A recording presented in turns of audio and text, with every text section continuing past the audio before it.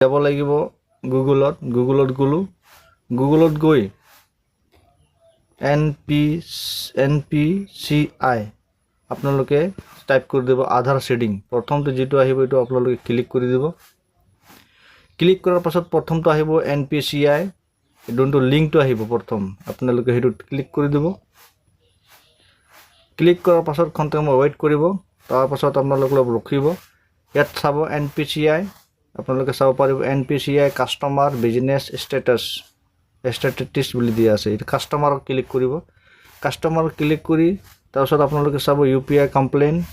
আদাৰ product complain এইবিলাক আছে আপোনালোকে এটো কৰিব নালাগে আপোনালোকে ডাইৰেক্ট ভাৰত আধাৰ শেডিং এনেবল বুলি আপোনালোকে যাব তাত গৈ খন্তে সময় অপেক্ষা কৰিব অপেক্ষা কৰাৰ পাছত আপোনালোকে চাইছে ইয়া ওপেন হৈ গল ওপেন হোৱাৰ পাছত আপোনালোকে যদি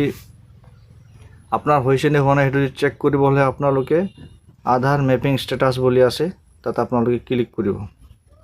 এটা আপোনালোকে আধাৰ নাম্বাৰ দি দিব মই দি আছো মই চেক কৰিছো মোৰ হৈছে নে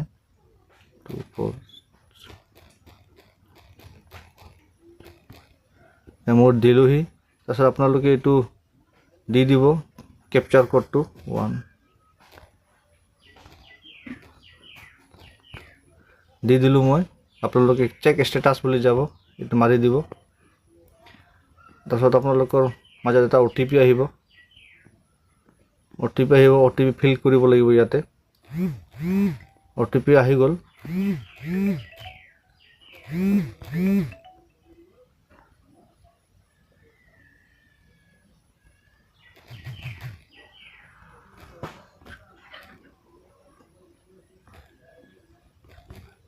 অলৰেডি আহি গৈছে তো মই কনফাৰ্ম কৰি আছো কনফাৰ্ম কৰি দিছো তো অলৰেডি মই কৰি থৈছো একাৰণে ইয়াত আহি গল ইয়াৰ আধাৰ শেডিং হৈছে এক্সিস বেংকত কৰি থৈছো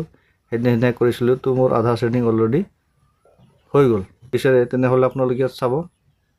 একাউন্ট ডিটেইলছ বুলি আহিব বা আধাৰ শেডিংত ক্লিক কৰি দিব ইয়াত তাৰপিছত ৰখিব তাৰপিছত আপোনালোকে একাউন্ট ডিটেইলছত যাব অলৰেডি মোৰ হৈ গৈছে তো মই হোমত যাম কনফাৰ্ম কৰিছো হোমত গহিলো হোমত আহি পেলে মই এতিয়া যাম আধাৰ শেডিংত যাম আধাৰ শেডিংৰ পাছত আপোনালোকে ইয়াত দেখিব আপোনাৰ আধাৰ নম্বৰ দি দিব আপোনালোকে আধাৰ নম্বৰ দি দিব দিয়াৰ পাছত আপোনালোকে মানে বেলেগ একাউন্টও দিব পাৰিব শেডিং কৰিব পাৰে বা শেডিং আপোনালোকে যে নতুনকৈ এড কৰিব পালে তেতিয়া হলে শেডিংত দি দিব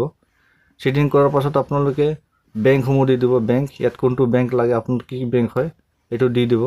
তাৰছত আপোনালোকে নতুনকৈ কৰিছে তেতিয়া হলে ফ্ৰেশ শেডিং বুলি দি দিব আৰু যদি আগৰটো আছে তেনে হলে সেম বেংক উইথ আনাদাৰ আৰু দিব পাৰে আপোনালোকে একাউন্ট নম্বৰ দি দিব একাউন্ট নম্বৰ কনফাৰ্ম আৰু দি দিব একাউন্ট নম্বৰ ইয়াত দি দিব